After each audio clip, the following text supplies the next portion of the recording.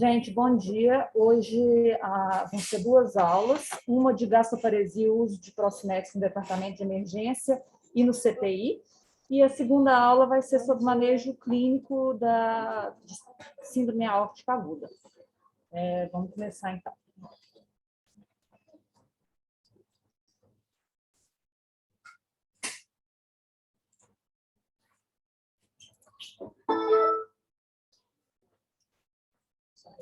Aqui.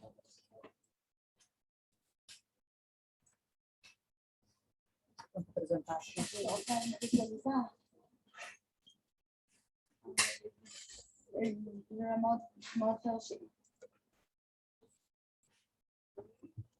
Gente, bom dia. Então, para quem não me conhece, eu me chamo Júlia, sou professora aqui do Odilon, atualmente estou na sala amarela, mas fiquei um bom tempo na emergência, no CT5, e hoje o tema vai ser gastroparesia e o uso de procinéticos na terapia intensiva e na emergência. Esse tema foi motivado por uma dúvida um just in time mesmo, se a gente, no Odilon, a gente deveria ter mais procinéticos disponíveis para a gente tratar, principalmente a fase gástrica do paciente no CTI pós-cirúrgico, que a gente não consegue progredir de dieta, que está prejudicando a alimentação. Então, o conceito de gastroparesia seria o retardo no esvaziamento gástrico sem evidência de obstrução mecânica, com alguns sintomas cardinais. Os sintomas cardinais seriam saciedade precoce, náusea e distensão gástrica. Sendo que náusea seria o nosso sintoma mais prevalente, presente na maioria dos pacientes, principalmente aqueles que conseguem relatar, né? Não seria aquele que já é entubado, em uso de nutrição enteral, e assim como a saciedade precoce. Vômito, dor abdominal e perda de peso, normalmente são sintomas que podem estar presentes também, principalmente na gastroparesia crônica, que a gente fala da gastroparesia, que a gente conhece muito do diabetes, ou a mesma idiopática. Lembrando que a dor abdominal normalmente não é o sintoma principal. Então, sempre que o paciente vai queixar de uma dor abdominal muito importante, você não vai acreditar que vai ser só uma gastroparesia. Você tem que pensar em outros diagnósticos diferenciais. A dor abdominal da gastroparesia normalmente é uma dor no andar superior, acompanhada de enfaixamento, com outros sintomas associados, e normalmente não é de forte intensidade. Se a dor abdominal for o principal sintoma, a gente tem que lembrar de obstrução mecânica. Então, chamar a atenção para a obstrução mecânica. A fisiopatologia, então, da gastroparesia. A gente vai ter a principal marcador é a alteração motora do trato gastrointestinal, que vai se do que a gente vê é a hipomotilidade do antro, retardo no relaxamento do piloro, também alterações de motilidade do fundo gástrico, que seria importante para ajudar no esvaziamento gástrico. A gente tem o dano celular, que seria o dano das células de Cajal, que a gente fala, que é como se fosse marca-passo do trato gastrointestinal, e a gente vai ter perda e dano, né? Não só necessariamente perda, que acontece mais na gastroparesia crônica, mas também dano dessas células que gerariam a gastroparesia. A gente tem alteração neurológica, principalmente por conta de alteração do nervo vago, e alteração imunológica. A gente vê nesses pacientes um aumento de marcadores inflamatórios e diminuição de marcadores anti-inflamatórios. A gente tem piora das células de defesa. A gente tem uma diminuição da expressão de macrófagos em todo o trato gastrointestinal, que prejudica também a motilidade gástrica. Então, a etiologia. As etiologias crônicas principais seriam a diabetes e a idiopática.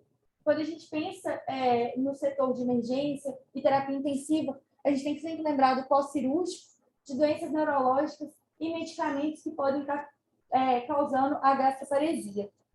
E os medicamentos principais são esses: opioides, agentes anticolinérgicos, antidepressivos tricíclicos, bloqueador de canal de cálcio, octreotide, inibidor de bomba de próton, antagonista H2, agonista alfa-2 e agonista dopaminérgico.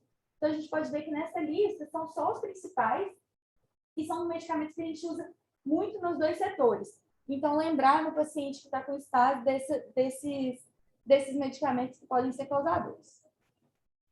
E qual que é a relevância do tema na terapia intensiva e na emergência? Primeiro, a gente tem que pensar na prevalência. Até 60% dos pacientes em CTI vão apresentar algum grau de gastroparesia. Sendo que nos casos graves, a gente vê, né, tendo que interromper dieta. Você estava discutindo com o Lineu e também procurando algum dado melhor sobre isso, que é quando parar a dieta no paciente com estase. E não existe um valor tão definido na literatura, a gente adota mais ou menos 400 a 500 ml em 12 horas, seria indicação de parar. E por que é tão prevalente na terapia intensiva e na emergência? Porque a ventilação mecânica, o uso de aminas vasoativas, controle glicêmico, tubos hidroeletrolíticos, são situações muito comuns nesses dois setores, vão influenciar a gastroparesia. Além disso, a gente vai ter piora de desfechos clínicos. Então, a gente tem que abordar a estase gástrica porque ela tem uma piora nutricional, igual a gente falou, em algumas situações a gente vai ter que suspender dieta, vai ter uma baixa aceitação, a gente vai ter que recalcular o alvo, né, nutricional, e também está relacionado ao aumento da taxa de infecção, e o que vai gerar um aumento do tempo de internação, que é um desfecho clínico muito importante que a gente está querendo evitar nesses dois setores. Então, como que é o manejo do paciente com gastroparesia? A gente tem que ter sempre atenção à volemia, né? Não deixar o paciente desidratado, corrigir distúrbios hidroeletrolíticos. Então, lembrar principalmente de hipocalemia e alcalose metabólica vão contribuir para a estase gástrica e a própria estase vai perpetuar esses dois distúrbios, então a gente tem que ter atenção especial em ter uma correção mais ativa desses dois pontos e atenção nutricional. Junto com a equipe, né, a gente lembrar desses pontos, junto com a equipe multidisciplinar. Então, a gente tem que identificar e corrigir causas que colaboram para a gastroparesia, identificar os medicamentos, identificar os distúrbios, a gente tem que corrigir precocemente e lembrar de controle de sintomas, reduzir náusea e vômito, controle de distensão gasosa e aumentar a tolerância à alimentação. Então, as medidas não farmacológicas, as mudanças dietéticas. Lembrar de uma dieta com baixo teor de gordura e fibra, conversar isso com a nutrição, o que é possível de fazer de adaptação. Diminuição de volume, então, às vezes, no paciente que ainda está tolerando dieta oral, a gente pode reduzir a quantidade de alimento que vem a cada refeição e fracionar essas refeições de acordo com a disponibilidade da nutrição e da copa, né? A gente vai ter que ter uma discussão bem multidisciplinar mesmo, e aumento do líquido, sempre preferindo esses pacientes redução da dieta sólida. Controle glicêmico é muito importante, porque além da diabetes a longo prazo gerar gastroparesia, a própria hiperglicemia aguda vai reduzir a velocidade de trânsito gastrointestinal. E, além disso, a hiperglicemia também está relacionada à redução da potência dos procinéticos. Então, sempre atentar para esse controle glicêmico. Reposição de vitaminas, isso vai ser mais no paciente com gastroparesia crônica, e evitar hipovolemia, como eu falei. A gente tem que avaliar a reposição venosa de volume nesses casos, porque muitas vezes o paciente vai desidratar e isso vai perpetuar a estase gástrica. E a terapia medicamentosa? A gente tem a classe dos procinéticos e antieméticos. Sendo que o foco aqui, a gente vai falar um pouco mais dos procinéticos. Os procinéticos, eles são medicamentos que melhoram a coordenação da musculatura do trato gastrointestinal e aumentam a velocidade do trânsito intestinal. A acetilcolina vai ser o principal neurotransmissor que os procinéticos vão atuar, porque ela controla a contratilidade dos músculos do trato gastrointestinal. Os procinéticos são uma classe farmacológica diversa, que vai variar tanto a intensidade, a eficácia, né, dessas medicações, quanto o tempo de duração e os efeitos adversos. Então, é uma classe bem heterogênea, a gente vai tentar abordar algumas particularidades dos medicamentos. Aqui eu destaquei os 3 que a gente vai dar um pouco mais de destaque, que é a metoclopramida, a domperidona e a bromoprida.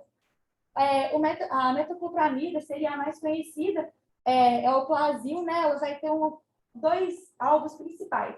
ela tem um antagonista dos receptores D2 e também agonista do receptor 5-HT4. E ela é um medicamento que, por conta desse agonismo do 5-HT4, tem um poder de controle de náusea e vômito muito maior. Além do que, como ela consegue atravessar a barreira hematoencefálica, ela atua de forma central, né, na área de controle de vômito central. Além disso, a gente tem a domperidona, que também é conhecida nossa. Ela é um antagonista também de D2, mas ela penetra muito pior na barreira hematoencefálica, ficando com um efeito maior somente no trato gastrointestinal. E isso vai reduzir um pouco de efeitos adversos que a metoclopramida causa ao penetrar na barreira hematoencefálica. A bromoprida, ela é da mesma classe da metoclopramida, então ela atua de forma mais semelhante no antagonismo de D2. Ela também tem uma penetração na barreira hematoencefálica, mas a gente tem menos estudos em relação a ela, uma vez que não é liberada nos Estados Unidos, em alguns outros países também, como Inglaterra. Então, diminui um pouco o que a gente tem sobre ela. Então, os procinéticos. A gente sempre deve usar esses medicamentos? Algum desses é superior?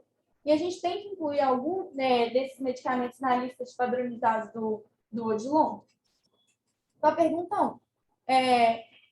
Quando começar, se a gente deve mesmo começar a procinético nos pacientes com gastroparesia? A gente tem essa meta-análise que foi publicada em 2016 no jornal de Critical Care, que vai falar da eficácia e da segurança do uso desses medicamentos nos pacientes críticos. Então, o objetivo principal foi determinar a eficácia dos agentes procinéticos nos pacientes em terapia intensiva que estavam em uso de dieta enteral. Eles incluíram apenas esses pacientes, igual eu falei, críticos, que estavam já em uso de alguma dieta enteral, seja por sonda nasoentérica, seja por sonda pós-pilórica, ou até algum outro dispositivo mais invasivo, como jejum ou gastrostomia. E o desfecho foi mortalidade, pneumonia, tempo de internação, presença de vômitos, avolume da estase e intolerância à alimentação. Ela partiu de mais de 500 estudos, chegando a 13 RCTs. Lembrando que nesse estudo, eles não incluíram RCTs que comparavam procinéticos entre si. Eles podiam até ter estudos que acabavam fazendo uma subanálise ou alguma análise de procinéticos entre si, mas sempre tinham que ter o procinético comparado ao placebo ou à não intervenção. Foram incluídos 1.341 pacientes nesses 13 RCTs. Foram 8 estudos de metoclopramida, 7 estudos que avaliaram eritromicina e 2 estudos que avaliaram domperidona. Sendo que alguns desses, eles se batiam. Por exemplo, algum estudo comparou metoclopramida versus eritromicina, mas também comparou metoclopramida versus placebo, eritromicina versus placebo. Então, fez as avaliações individuais. A gente teve 2 RCTs com alto risco de viés, que foi esse de 2002 e o de 2010, por conta de problema em cegamento e randomização. E 5 RCTs com baixo risco de viés. Então, foi uma meta-análise que incluiu majoritariamente estudos que a gente tem um grau melhor de confiança. Os resultados. A gente teve uma redução da intolerância alimentar, uma redução da estase gástrica volumosa e aumento da taxa de sucesso quando foi optado por passagem de sonda pós-pilórica. Mas não foi visto uma alteração em taxa de pneumonia e mortalidade entre o uso de procinéticos ou não uso. Aqui, sobre intolerância alimentar, então, a gente viu que tem um benefício do uso dos procinéticos com um risco relativo de 0,73, um intervalo de confiança que não cruza 1, então a gente confia nesse resultado, e um enquadrado baixo, mostrando baixa heterogeneidade dos estudos. Em relação à estase gástrica volumosa, a gente viu também uma redução com o uso de procinéticos, um risco relativo de 0,69 um intervalo de confiança entre 0,5 e 0,9, e um enquadrado também bem baixinho, mostrando a heterogeneidade dos estudos também para esse desfecho baixo. Em relação à taxa de pneumonia, foi um dos gráficos que ele trouxe para mostrar que não teve alteração com o uso de procinéticos. Então, um risco relativo de 1, exatamente na linha que mostra que não teve evidência significativamente estatística, com enquadrado também baixo, mostrando que os estudos foram heterogêneos quando a gente colocou a análise deles. Então, as recomendações desse estudo. É favorável ao uso do procinético nos pacientes críticos para melhor aceitação de dieta e redução de estase gástrica, sem benefício em mortalidade ou pneumonia. A gente tem limitação porque os desfechos desfavoráveis, como pneumonia e mortalidade, em alguns desses RCTs não foi claramente abordado. E não foi possível determinar qual procinético usar, uma vez que não foi nem o objetivo do estudo, porque não comparou procinéticos entre si. Então, se a gente não tem esse estudo, não mostrou, a gente tem algum que a gente pode falar qual procinético seria melhor? Em relação à Sociedade de Gastroenterologia Americana e o UpToDate, eu coloquei as duas principais, a primeira escolha seria metoclopramida, recomendando começar a doses mais baixas e aumentando gradativamente. Uma das coisas que a gente sempre vai preocupar são os sintomas neurológicos. A discinesia tardia é um sintoma que a gente sempre tem que estar atento, mas ela não é muito prevalente, sendo acontece em menos de 5% desses pacientes. Essa recomendação, segundo o jornal de gastroenterologia, é uma recomendação moderada, com evidência moderada. A domperidona, ela deve ser usada quando o paciente já em uso de metoclopramida vai ter sintomas persistentes. É uma droga que está em investigação pelo FDA, mas pode ser usada nesses casos nos Estados Unidos. Por conta dela não ser aprovada ainda, a gente também tem uma limitação de estudos sobre a droga. Ela tem uma recomendação moderada e evidência moderada. Coloquei aqui uma tensão, porque a droga causa um alargamento do intervalo QT. Então, todo paciente que vai começar a domperidona deve ter um eletrocardiograma prévio. Aqui é um artigo de 2015, é um RCT. Ele foi, inclusive, incluído naquela meta-análise que a gente viu como um dos que falavam da domperidona. E é um artigo que, na verdade, vai comparar o Plasil e a domperidona na taxa de sucesso de colocação de sonda pós-pilórica, colocação e manutenção da sonda pós-pilórica. Vai ser uma evidência indireta, mas que a gente trouxe aqui para a gente ver se tem alguma diferença entre os dois. Então, o objetivo, igual eu falei, é a taxa de sucesso de colocação de sonda pós-pilórica depois de 24 horas do procedimento. O estudo era feito com 3 braços, o primeiro de metoclopramida, o segundo domperidona e o terceiro de placebo. Sendo que o uso desses medicamentos eram feitos 20 minutos antes do procedimento, com uma dose pré-determinada.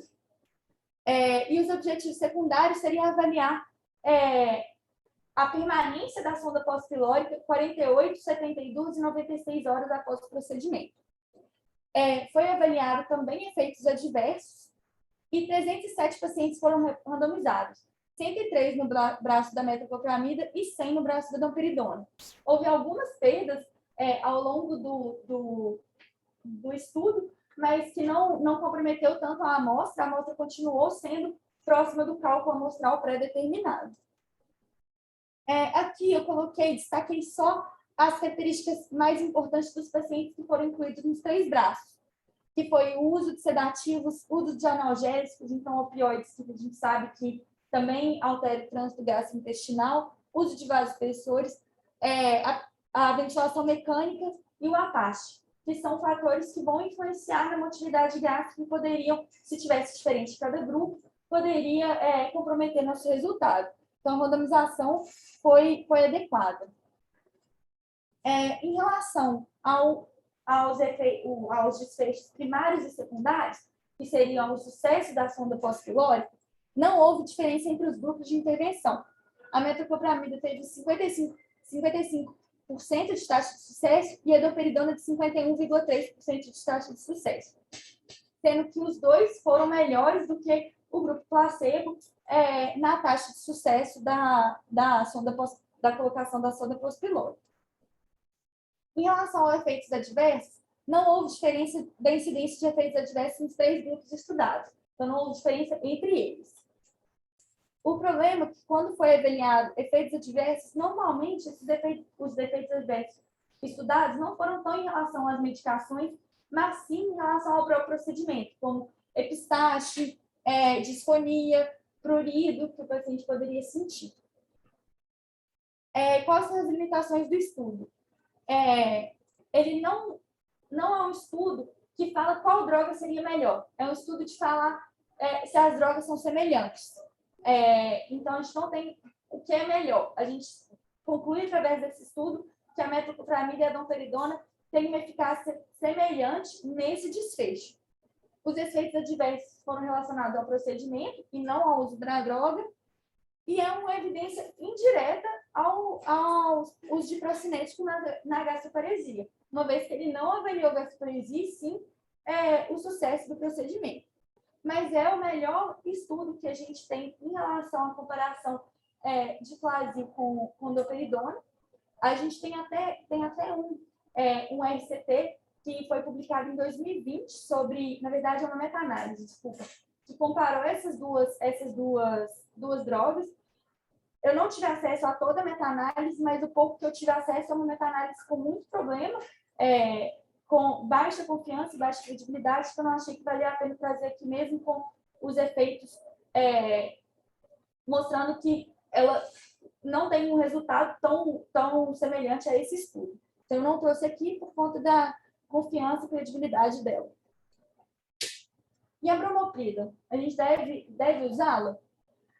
Os sumários e guidelines não abordam o uso da bromoprida. Você não vê o uso da bromoprida em nenhum capítulo do UpToDate, nem em relação à náusea, nem em relação à gastroparesia, assim como o guideline da Sociedade Americana de Gastroenterologia não aborda o uso da bromoprida, nem em relação à gastroparesia, nem em relação à náusea. E fui procurar também RCTs em estudos primários no PubMed e no Cielo, e a gente não acha muita coisa. O único que tem é em relação à população pediátrica, comparando ondansetrona, bromoprida e Flazyl nos pacientes pediátricos com vômito. O resultado foi a melhora da ondansetrona, mas não é o nosso paciente. Os outros estudos eram basicamente estudos preliminares em ratos. Não achei que valia a pena trazer, então a gente não tem evidência sobre o uso da bromoprida nesses pacientes, não sendo suficiente para a gente recomendar o uso dela. Então, para finalizar, lembrando da relevância do tema, é um tema que às vezes parece que caprichoso, eu até comecei a falar sobre, né, eu falei com ele, nossa, um tema difícil, um tema que não é tão interessante, mas é um tema, é uma complicação prevalente no CTI e que a gente tem que saber o melhor manejo desses pacientes.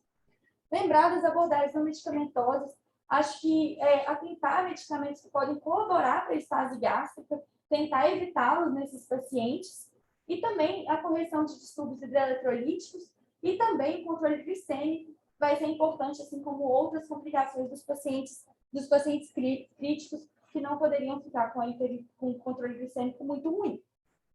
Em relação aos medicamentos disponíveis, a metoclopramida ainda é um medicamento de primeira escolha na maioria dos casos, pela disponibilidade, pelas evidências que a gente tem e pelo preço. A domperidona, ela parece ter uma eficácia semelhante à metoclopramida, podendo ser usado como associação ou primeira escolha nos pacientes que têm alguma contraindicação ao uso de metoclopramida. E a bromoprida não é um medicamento de uso rotineiro nesses casos, não sendo recomendado a gente fazer uso desse medicamento, nem como não padrão.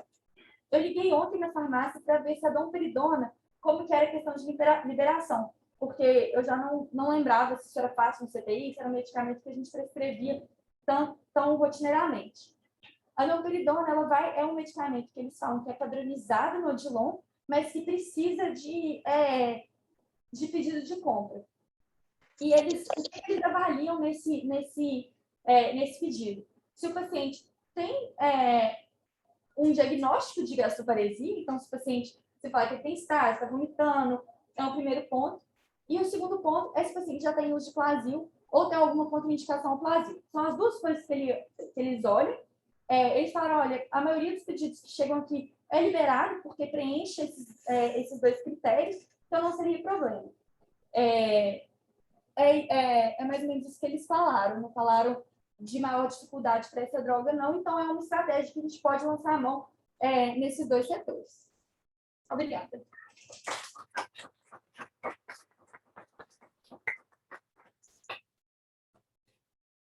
Alguma dúvida?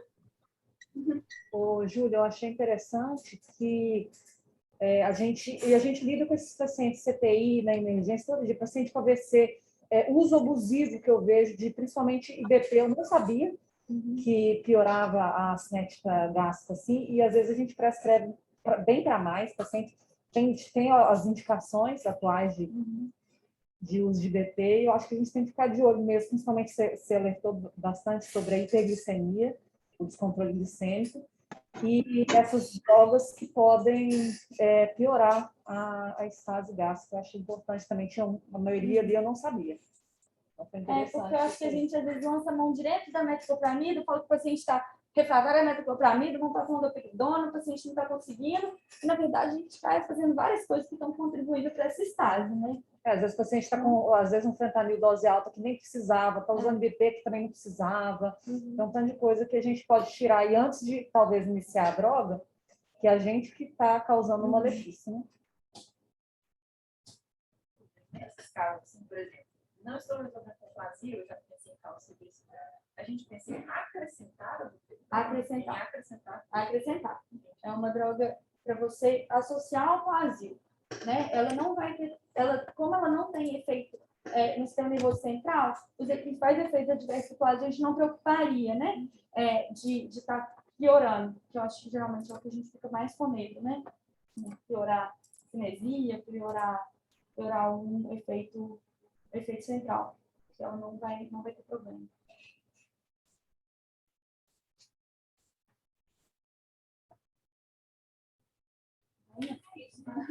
Essa aula que não vai dar a mesma coisa que a Tchaprina da terça-feira, né? Será que vale a pena a gente conseguir mais arsenal? Só parar de Porque Tchaprina eu acho também claro que a gente precisa ter mais arsenal.